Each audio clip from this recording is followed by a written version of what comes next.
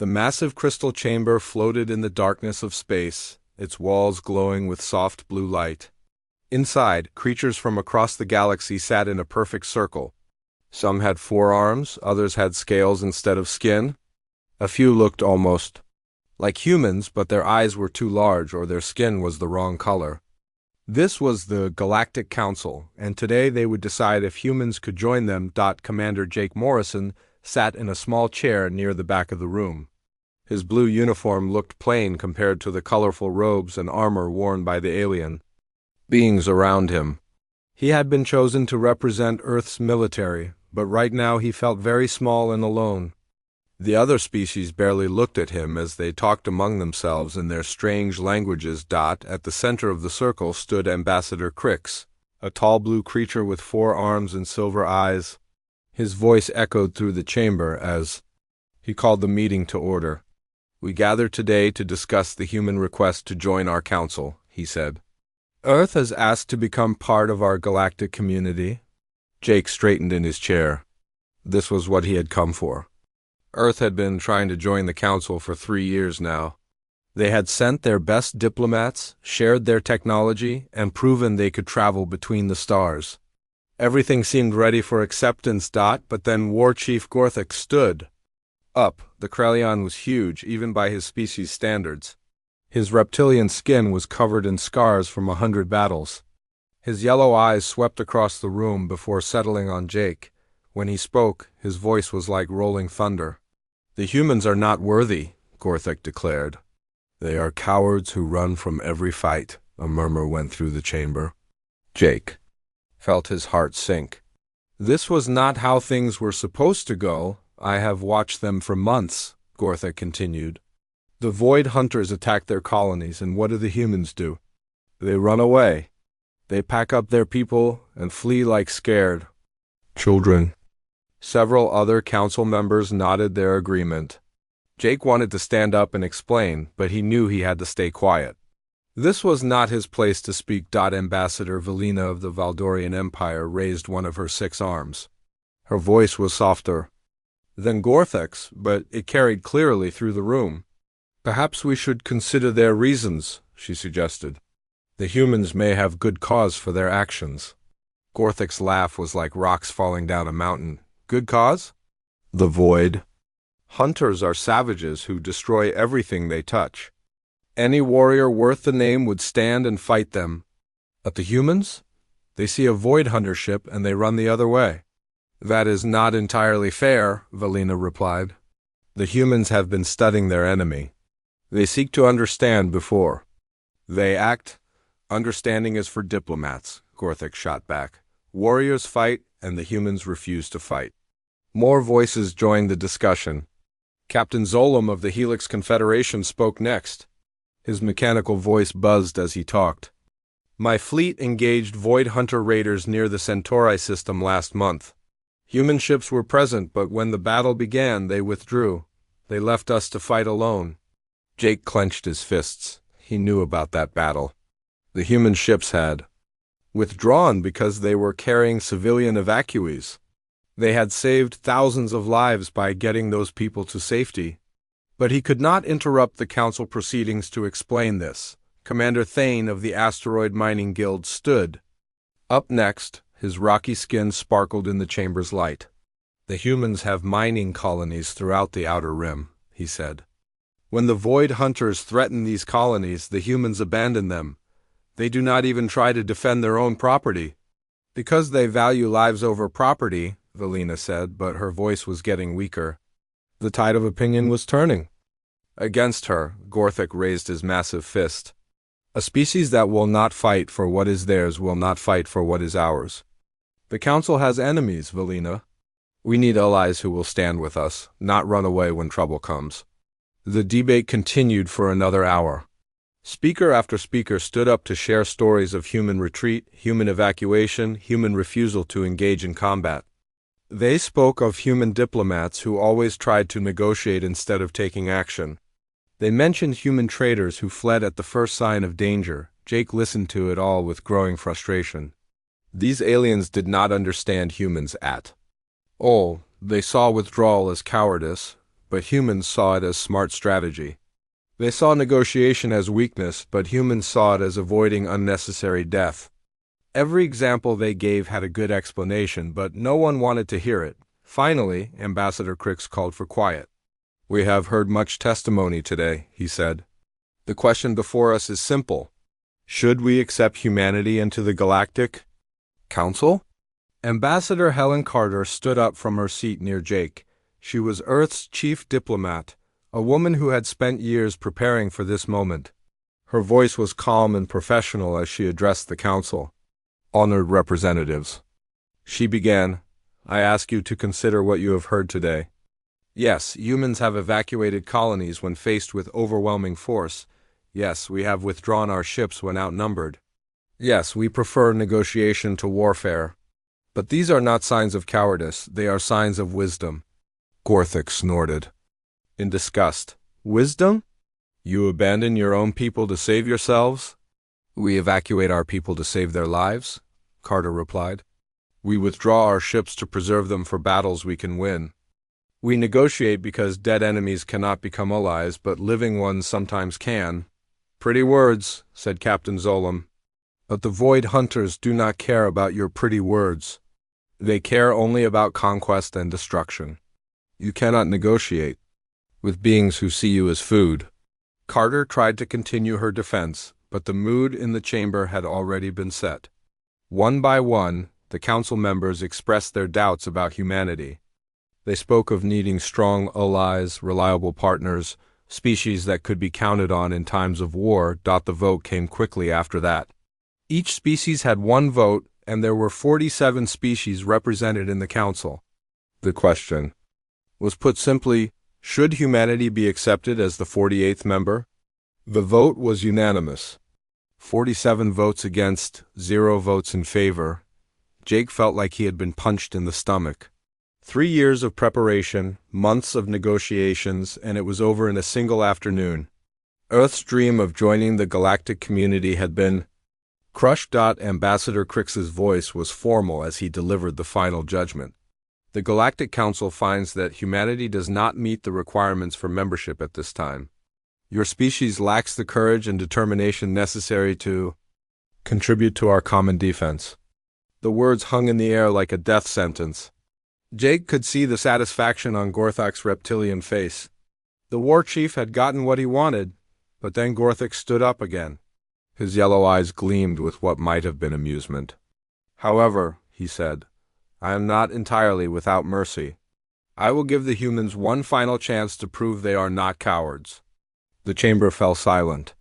Everyone waited to hear what the Krallian leader would say next. "I propose a trial by combat," Gorthik declared. "Let the humans send their finest warrior to complete a task that our greatest armies have failed to accomplish.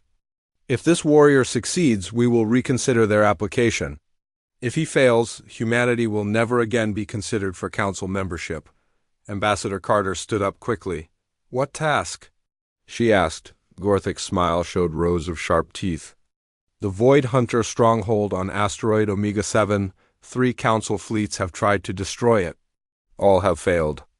If one human warrior can succeed where our armies have failed, then perhaps we have misjudged your species."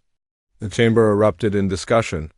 Jake knew about Omega 7. It was considered impossible to assault, protected by weapons that could destroy entire fleets.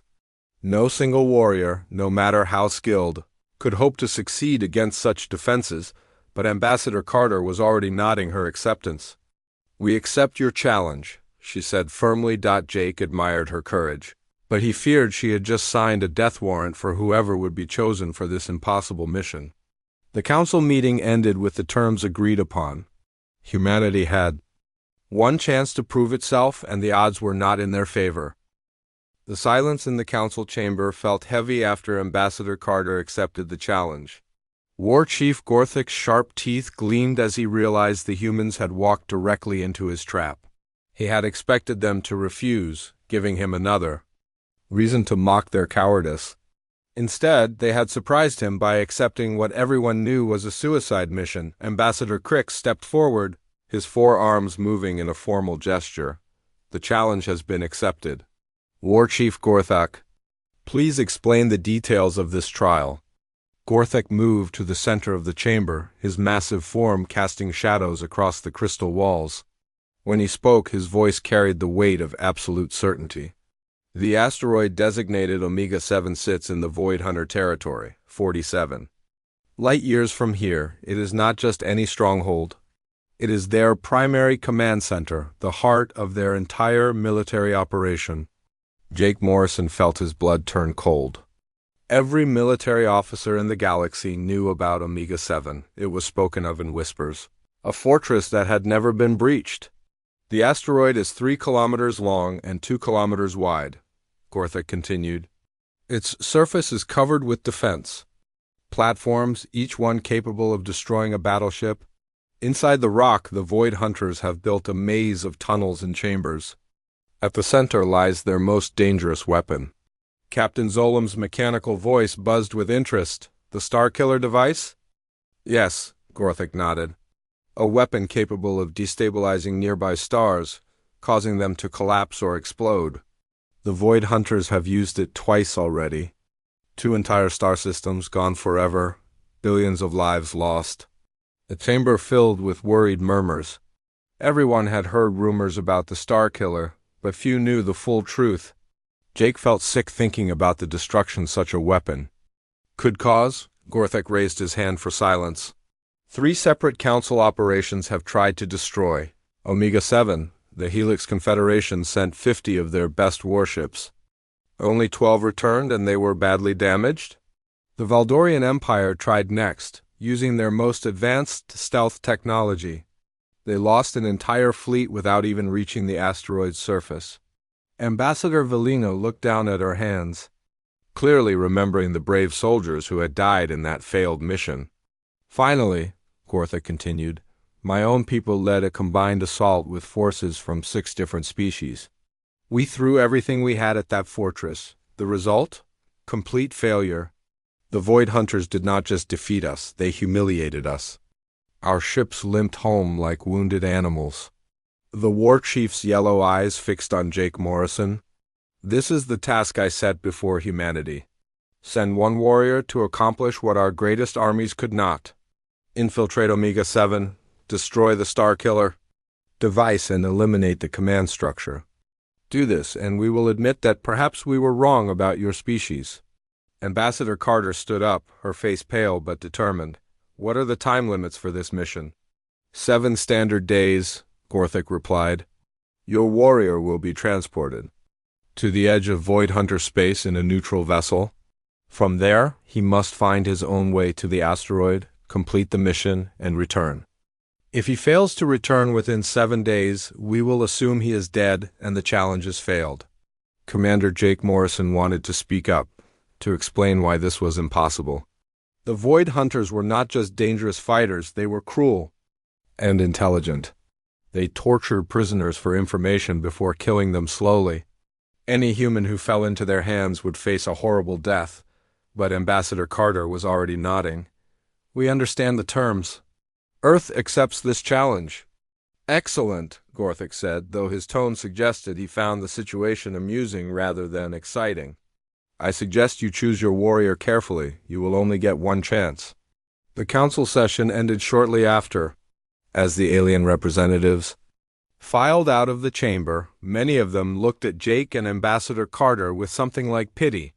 They clearly believed they had just witnessed humanity's final chance slip away. Jake waited until the chamber was nearly empty before approaching Carter. Ambassador, with respect, what have you done? This mission is impossible.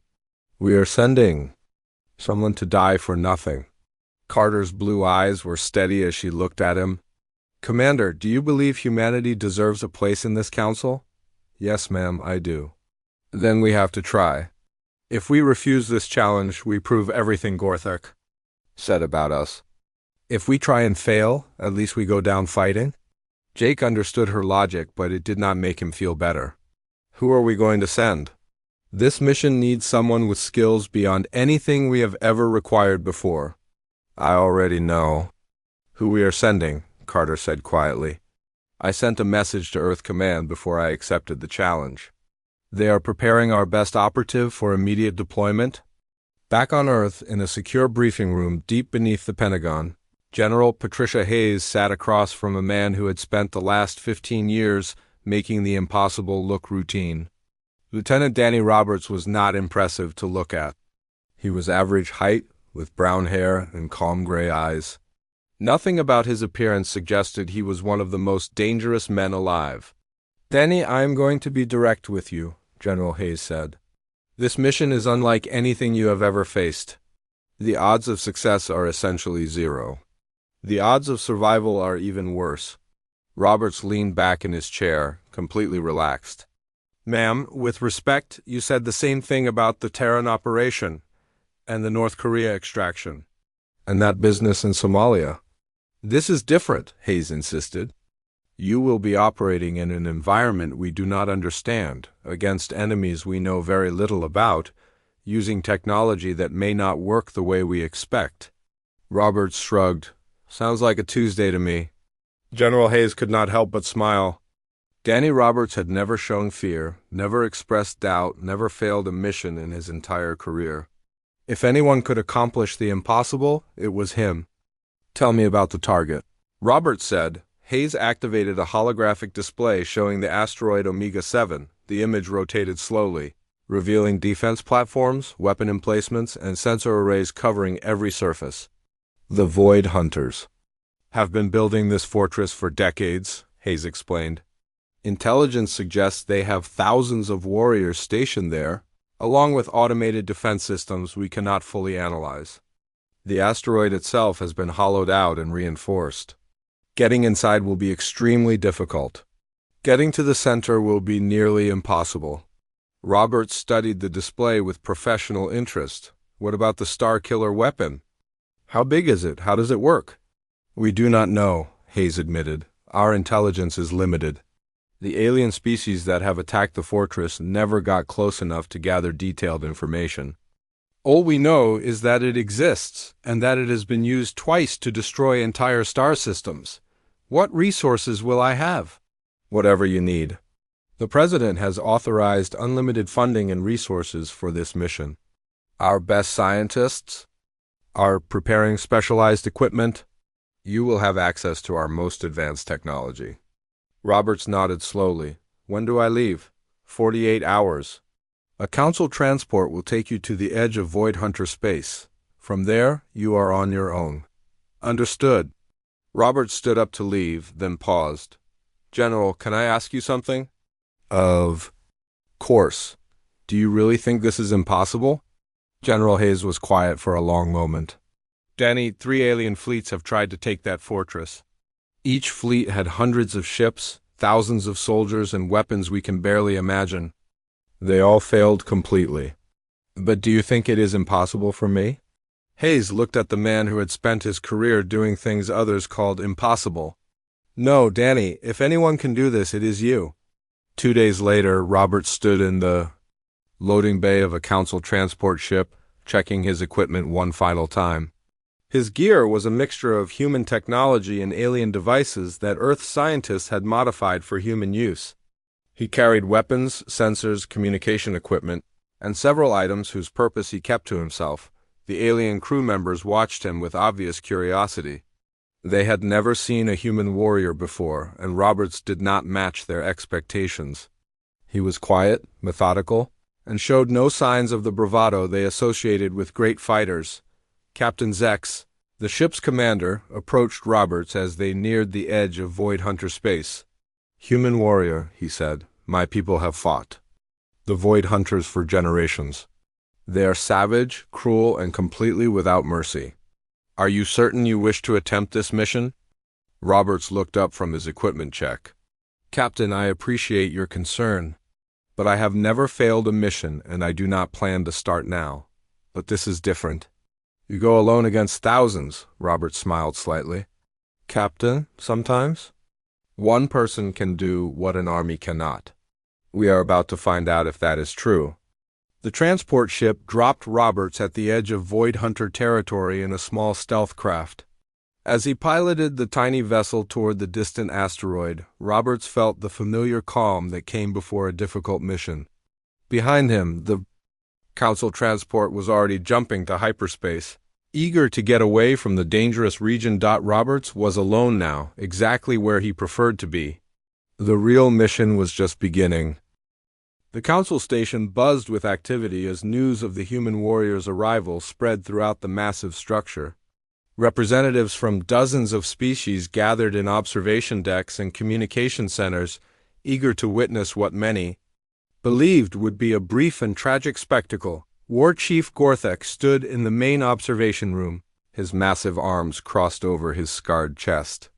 Through the transparent walls, he could see the small human transport vessel approaching the docking bay. The ship looked pathetic compared to the mighty warships that usually visited the station. "So this is humanity's great champion," Gorthek said to Captain Zolam, who stood beside him. "One small human in one small ship." Captain Zolam's mechanical voice buzzed with what might have been amusement. "I expected something more impressive.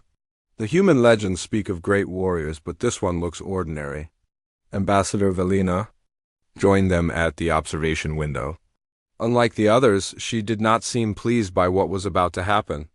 "Perhaps we should reconsider this challenge," she said quietly. "Sending one being against the Omega-7 fortress seems unnecessarily cruel." Gorthek's laugh echoed through the room. "Cruel? I am giving them a chance to prove themselves. If they truly are warriors, their champion will find a way. If not, we will finally have proof of what I have said all along." The transport ship settled into the docking bay with a soft thump. Through the station sensors, the assembled aliens watched as the ship's cargo door opened. A single figure stepped out onto the platform, carrying a simple equipment bag. Danny Roberts looked around the docking bay with calm, professional interest. The alien architecture was impressive, all flowing curves and crystalline surfaces, but he had seen many strange things in his career. What mattered now was the mission ahead. The docking bay doors opened, and a small group of aliens approached him. Roberts recognized Ambassador Crix from the intelligence briefings he had received during the journey. The tall blue figure moved with the formal precision of a career diplomat. "Welcome to Council Station 7, Crix said in accented but clear English. "I am Ambassador Crix. We have prepared a briefing room where you can receive detailed information about your target." Roberts nodded politely. "Thank you, Ambassador. I appreciate the courtesy." As they walked through the station's corridors, Roberts noticed the stares from alien beings of all shapes and sizes.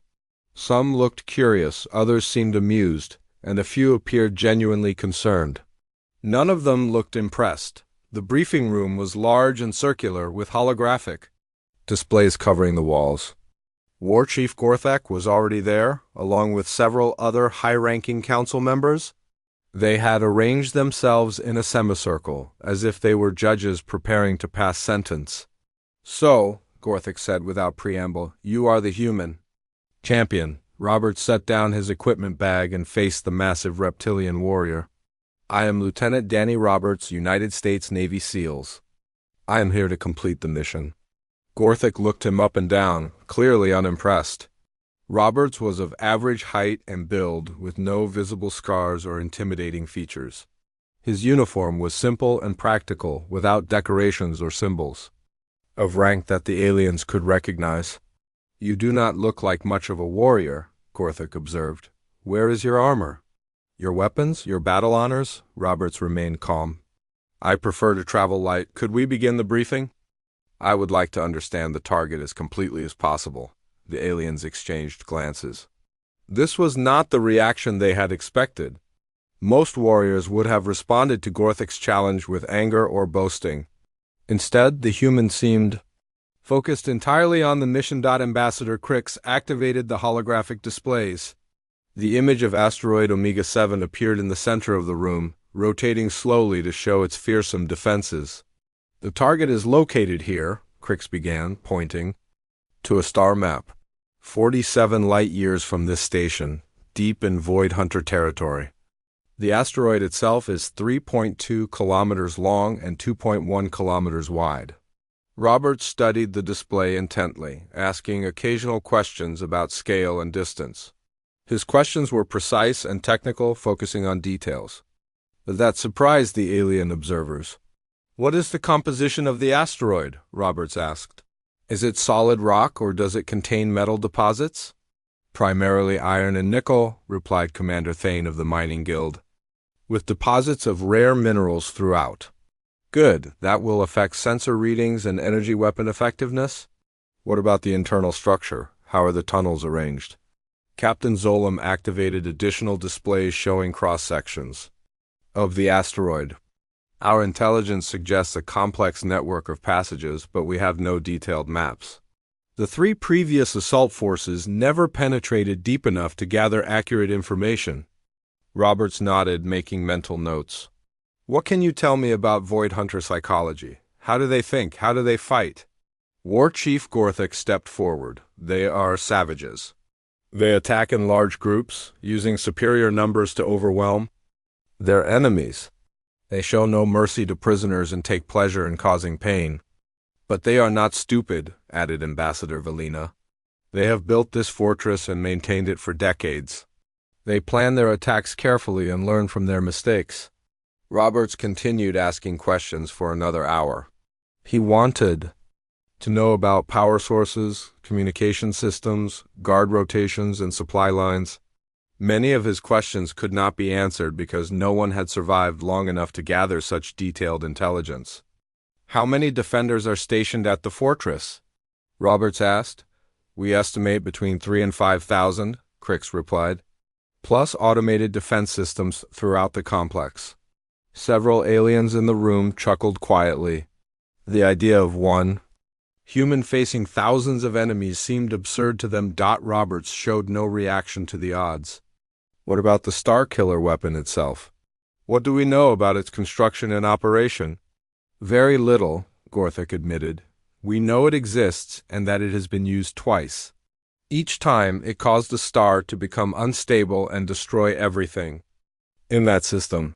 "Is it a single large device or a collection of smaller components?" "Unknown." Roberts studied the holographic displays for several more minutes, then straightened up. "I will need a detailed star chart of the region, information about local space phenomena, and technical specifications for any Council technology that might be similar to what the Void Hunters use."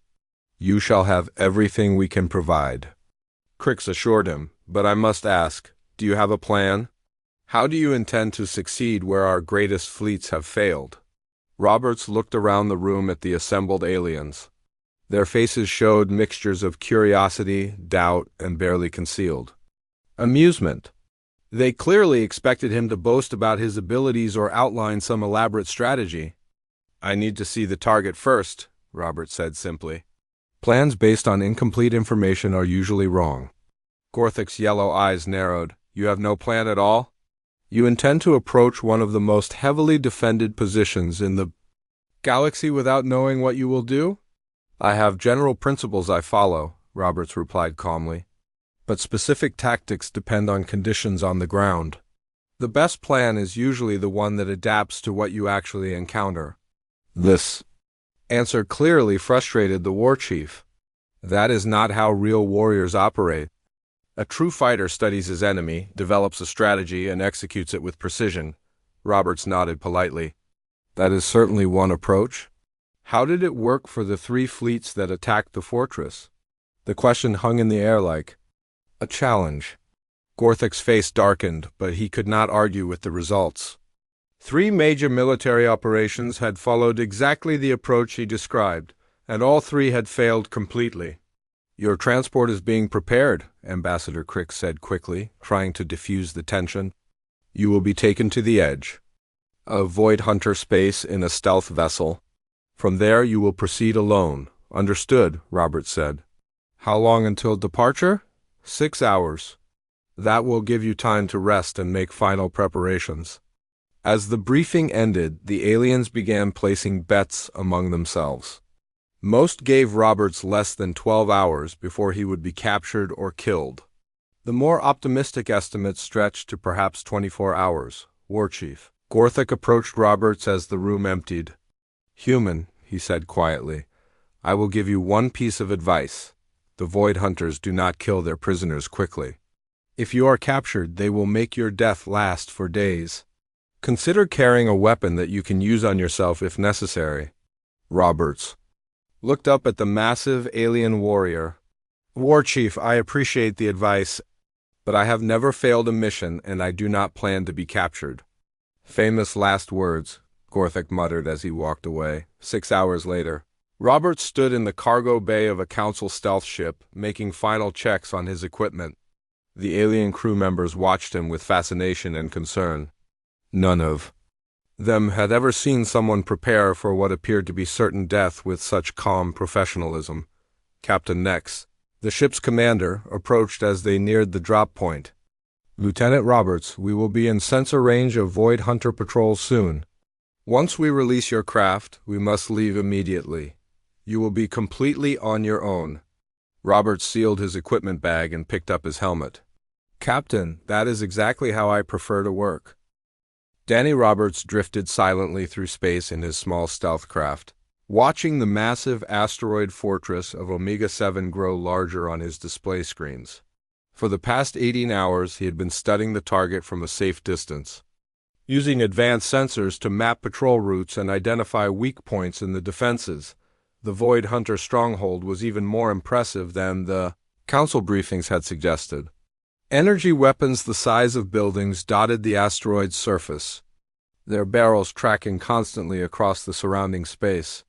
Smaller defense platforms floated in precise formations around the fortress, creating overlapping fields of fire that would destroy any approaching vessel. Roberts counted 47 separate weapon systems on the surface alone, each one capable of obliterating a battleship.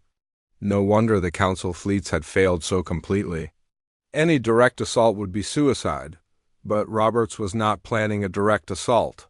He had spent hours studying the asteroid's rotation, magnetic field, and gravitational effects. The Void Hunters had built their fortress well, but they had made one critical assumption. They expected their enemies to approach like conventional military forces, using ships and weapons and frontal attacks. Roberts had different ideas. He waited until the asteroid's rotation brought a particular section into shadow, then fired his craft's engines in a brief burst. The maneuver sent him on a trajectory that looked completely random to any observer. In reality, he was using the asteroid's own magnetic field to mask his approach, following a path that no conventional sensor could track. Back on Council Station, 7 dozens of alien representatives crowded around monitoring screens, watching for any sign of the humans' approach. The screens showed normal space around Omega-7, with Void Hunter patrols moving in their usual patterns. Where is he? Captain Zolam asked, his mechanical voice betraying frustration. Our sensors should be able to track his approach. War Chief. Gorthik studied the displays with growing annoyance. Perhaps the human has already been destroyed. His craft was very small. A single patrol ship could have eliminated him without us detecting the engagement. Ambassador Valina shook her head. The monitoring equipment would have detected weapons fire or debris. The human is still out there somewhere. What they could not see was Robert's craft, now drifting unpowered in the asteroid's magnetic shadow. The small vessel looked like nothing more than space debris to the Void Hunter sensors. Roberts had shut down all non-essential systems and was running on backup power. Making his ship nearly invisible, he watched through his scope as a Void Hunter. Patrol passed less than a kilometer away. The alien ship was sleek and predatory, covered in weapon ports and sensor arrays. Its crew had no idea that a human warrior was watching them from the darkness. Roberts waited 6 more hours, studying the patrol patterns and timing the rotations of the defense platforms. He made careful notes about energy signatures, communication frequencies, and the locations of what appeared to be sensor blind spots. The Void Hunters were disciplined and professional, but they were following predictable routines. Finally, as the asteroid's rotation brought a maintenance airlock into the shadow zone, Roberts made his move. He used his craft's maneuvering thrusters to drift closer, matching the asteroid's rotation perfectly. To any observer, he would look like a piece of metal debris caught in the fortress's gravitational field. The maintenance airlock was designed for supply ships and repair crews. It was heavily armored but not as heavily defended as the main docking bays. More importantly, it was located in a section of the asteroid where sensor coverage was incomplete. Roberts attached his craft to the airlock using magnetic clamps, then began the delicate process of overriding the security systems. This was where his years of training in electronic warfare paid off. The Void Hunter technology was advanced, but it followed logical principles that Roberts understood. It took him 47 minutes to crack the airlock codes. During that time, 2 patrol ships passed within scanning range, but neither detected his presence. The magnetic shadow and the asteroid's metal composition created enough interference to hide his activities. The airlock cycled open, and Roberts slipped inside. He was now within the fortress itself, but the real challenge was just beginning. The interior of Omega-7 was a maze of tunnels and chambers carved directly from the asteroid's rock. Emergency lighting cast strange shadows on the walls, and the air carried the metallic scent of recycled atmosphere. Roberts moved silently through service corridors, avoiding the main passages where guards might be stationed. He had memorized the partial layout information provided by the Council, but most of his navigation was based on educated guesses and tactical instincts. He followed power conduits and air circulation systems, reasoning that they would lead toward the fortress's vital areas. What the Council observers could not understand, watching from their distant station, was that Roberts was not trying to fight his way to the target. He was infiltrating the fortress like a ghost, moving through spaces that the Void Hunters never expected an enemy to reach. After 2 hours of careful movement, Roberts reached a critical junction. According to his analysis of the fortress's power grid, the Starkiller weapon should be located somewhere in the levels below.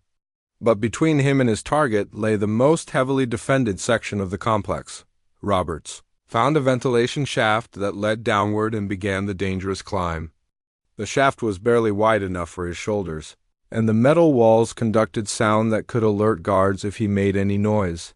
He moved with the patience of a hunter, taking several minutes to advance each meter, the Council monitoring. Stations were going crazy with frustration. Their long-range sensors could detect no sign of combat, no explosions, no energy weapon discharges. War Chief Gorthak paced back and forth like a caged animal. "What is that human doing?" Gorthak demanded. "Why have the fortress defenses not responded? Why are there no alarms?" Ambassador Crix studied the sensor readings with growing amazement.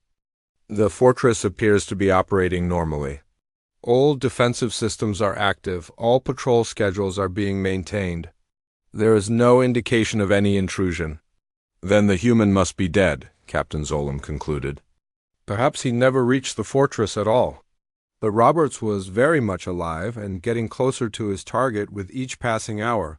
He had reached the fortress's lower levels where the real security began. Motion sensors, pressure plates, and automated weapon systems protected every corridor. Any conventional assault force would have triggered dozens of alarms by now. Roberts had no intention of triggering alarms. Instead, he spent precious time studying each security system, finding ways to bypass or disable them without alerting. The central monitoring station. He used techniques learned from years of infiltration missions. Combined with quick analysis of alien technology, the first guard he encountered was a Void Hunter warrior standing at a checkpoint. The alien was massive, nearly 3 meters tall, with natural armor plating and razor-sharp claws. Its weapon could have cut Roberts in half with a single shot. Roberts waited in the shadows for 23 minutes, timing the guard's movements and attention patterns. When the moment was right, he struck with silent precision. The guard collapsed, without making a sound, and Roberts dragged the body into a storage closet where it would not be discovered immediately. He continued deeper into the fortress, eliminating sentries with techniques that the Void Hunters had never encountered. Roberts did not fight when he could avoid it, did not use loud weapons when quiet ones would work, and did not take unnecessary risks when patience would achieve the same result.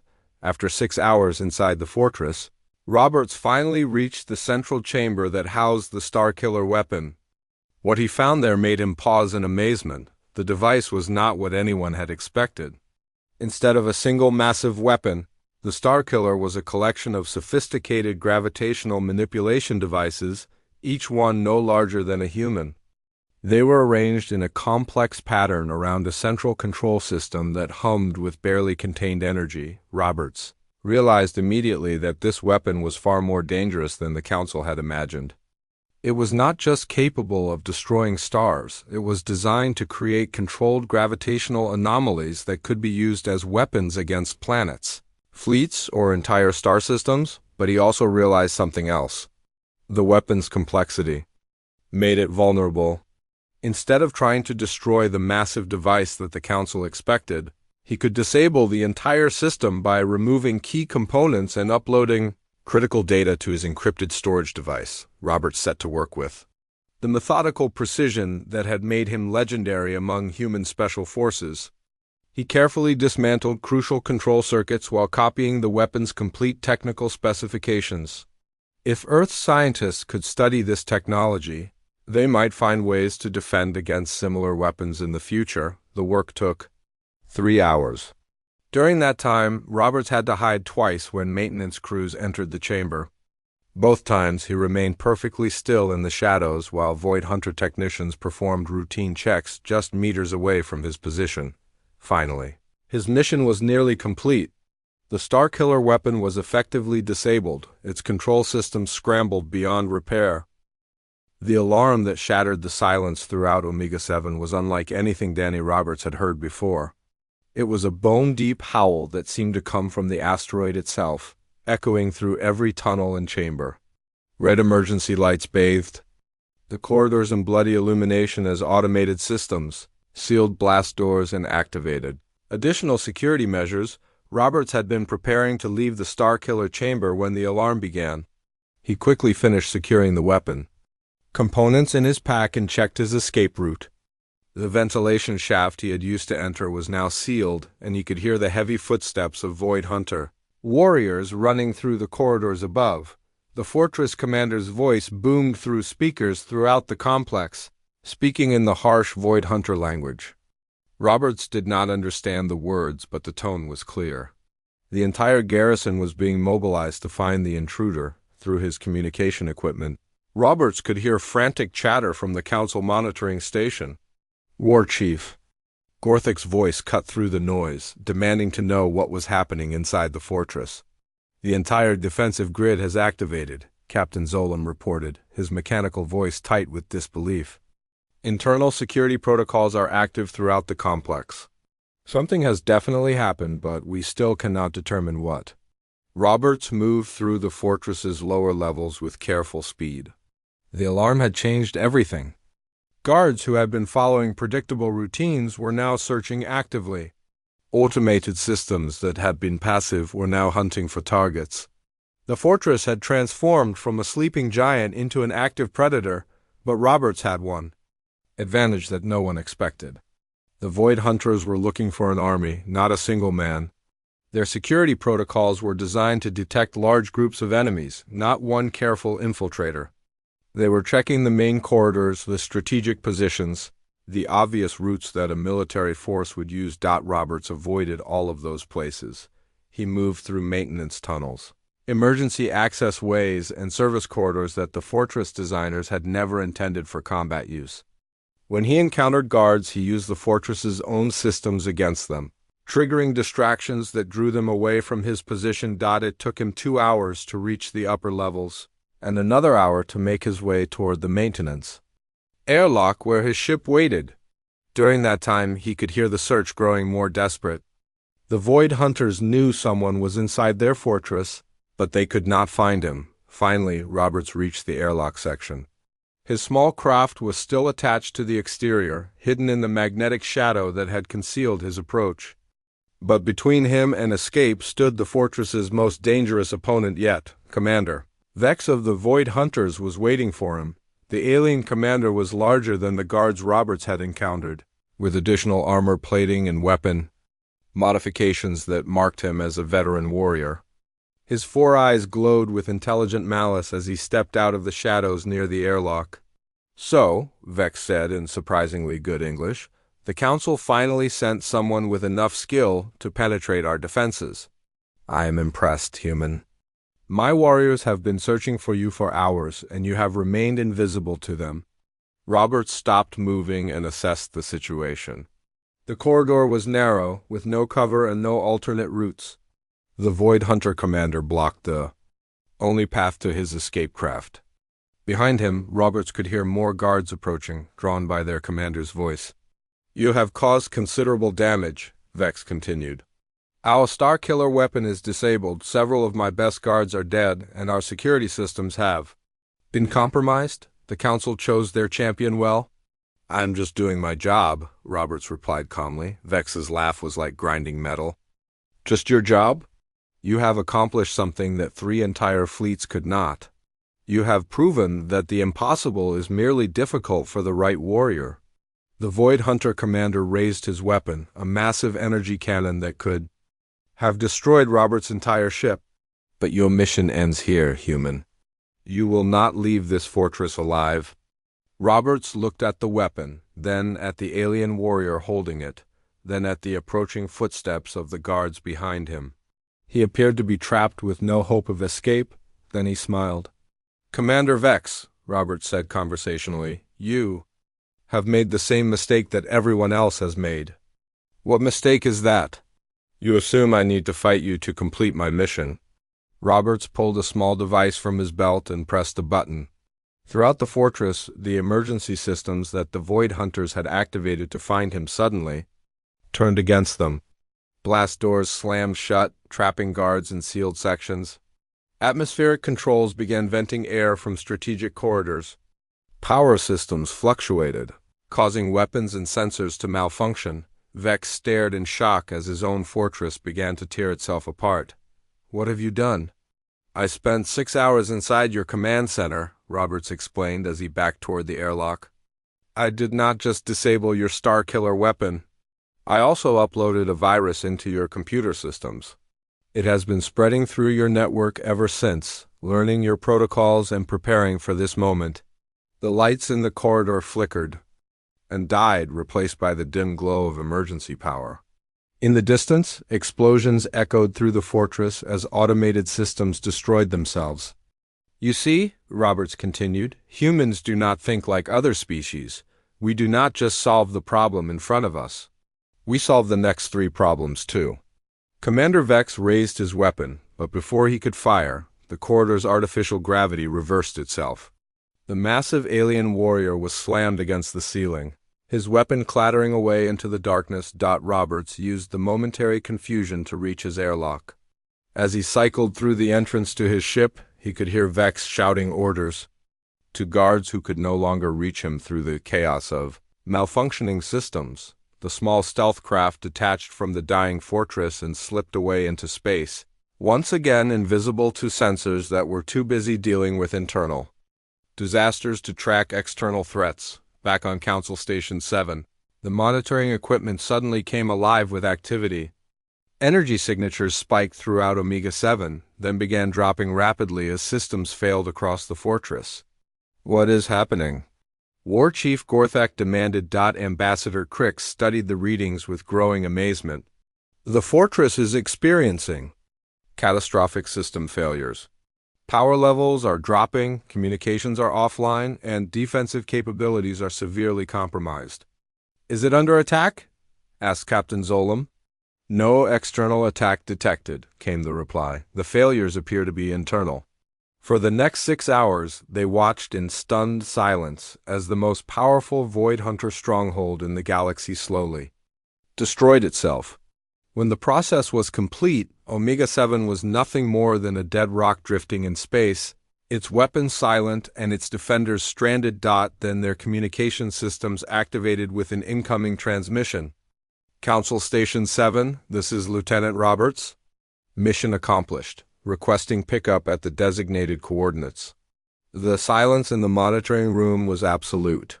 Dozens of alien representatives stared at each other in disbelief. War Chief. Gorthak's mouth hung open, revealing his sharp teeth. Impossible, he whispered. 2 days later, Roberts stood once again in the council chamber. But this time the atmosphere was completely different. The alien representatives looked at him with something approaching awe.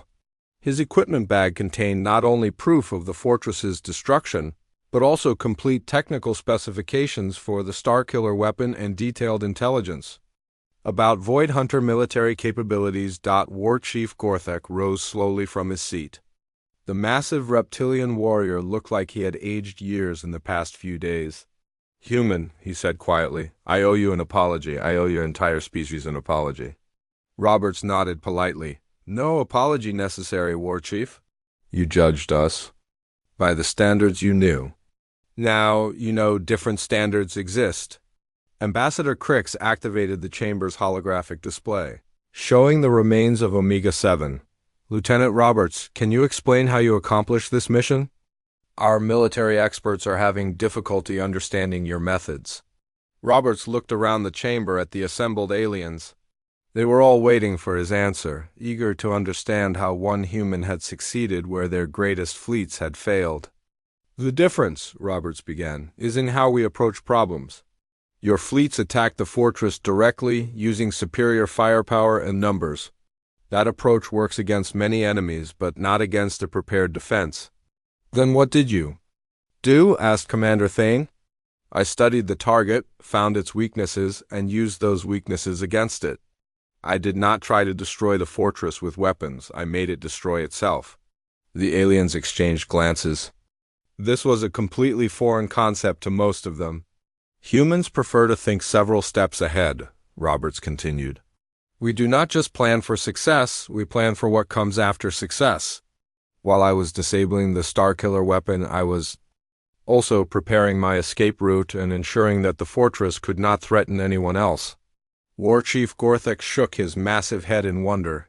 "Your species fights without fighting. You win without defeating your enemies in battle. This is completely outside our understanding of warfare."